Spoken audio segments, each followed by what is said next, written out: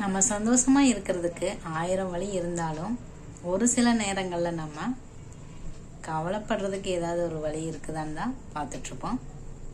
Don't waste your time for any reasons. எதுக்காகவும் உங்களோட டைமை வேஸ்ட் பண்ணாதீங்க. வணக்கம் சொந்தங்களே, எல்லாரும் எப்படி இருக்கீங்க? நல்லா இருப்பீங்க அப்படின்னு நம்புகிறேன்.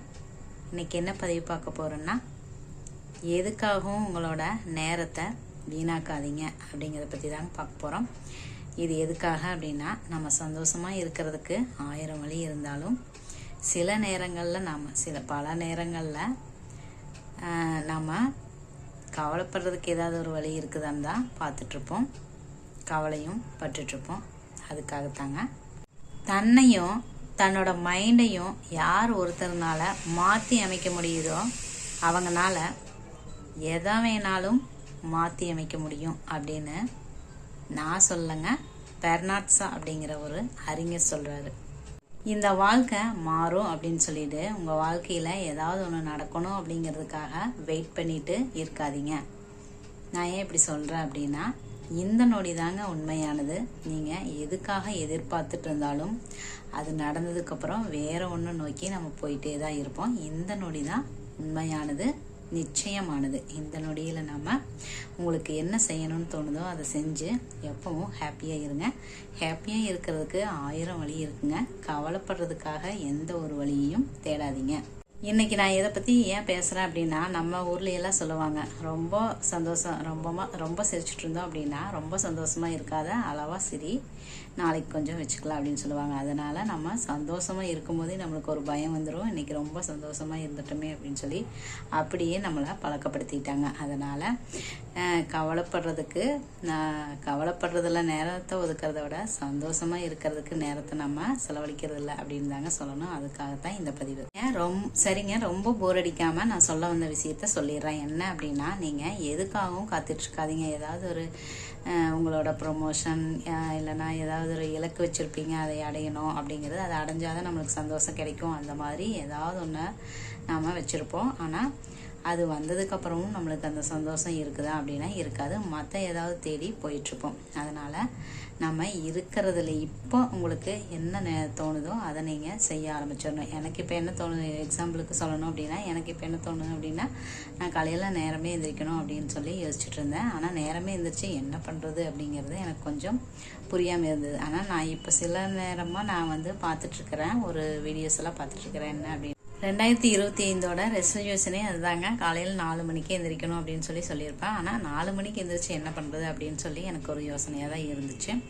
காலையில் எந்திரிச்சோன்னா உடற்பயிற்சி செய்யலாமா அப்படின்னா அதுவும் போர் அடிச்சது, இல்லை புக் படிக்கலாமா, எல்லாமே போர் அடிக்கிற மாதிரி தான் இருந்தது. இப்போ சமீப காலமாக நான் வீடியோஸ் பார்த்துட்டு வரேன். என்ன அப்படின்னா, பிரம்ம முகூர்த்த பூஜை அப்படின்னு சொல்லி ஒன்று பார்த்துட்டு வந்துட்டுருக்கேன். இப்போ நான் அதை ஒரு ஈஸியாக ஒரு அம்மா ஒரு பதில சொல்லியிருந்தாங்க. அதெல்லாம் உங்களுக்கு சொன்னால் போர் அடிச்சிடும். அதை தாங்க நான் இப்போ ஃபாலோ பண்ணிகிட்ருக்கிறேன். நிஜமாலுமே எனக்கு பிடிச்சிருக்குது அந்த விஷயம். 4 மணிக்கு எழுந்திரிச்சு சாமிக்கு விளக்கேற்றி சாமி கும்பிட்டு ஒரு கொஞ்சம் நேரம் உட்காந்துருக்குது. இது மாதிரி நான் இது வரைக்கும் நான் அனுபவிச்சதே இல்லைங்க. ஒரு நல்ல ஒரு அனுபவங்க. அதை அனுபவிச்சவங்களுக்கு தெரியும்னு நினைக்கிறேன்.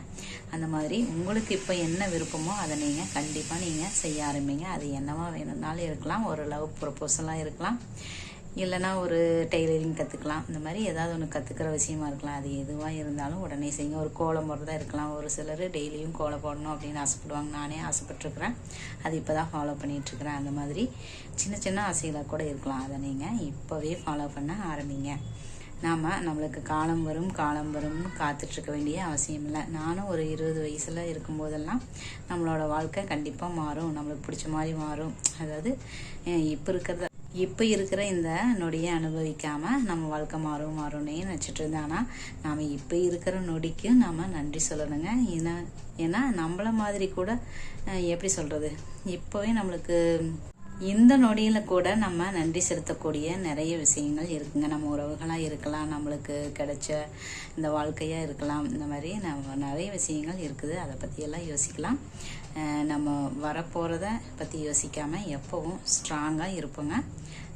சந்தோஷமான விஷயங்களை நம்ம கொஞ்சம் பார்க்க ஆரம்பிக்கலாம். அதுக்காகத்தான் இந்த பதிவு.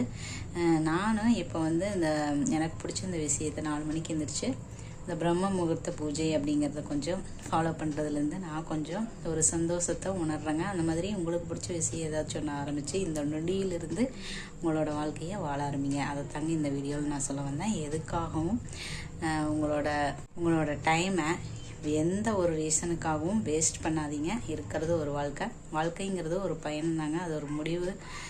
இது வரைக்கும் அந்த முடிவு இருக்குனுங்கிறது நம்மளுக்கு தெரியாது. அதனால் இந்த நொடியில் நாம் சந்தோஷமாக இருப்போம். எல்லோரும் நல்லா இருப்போம்.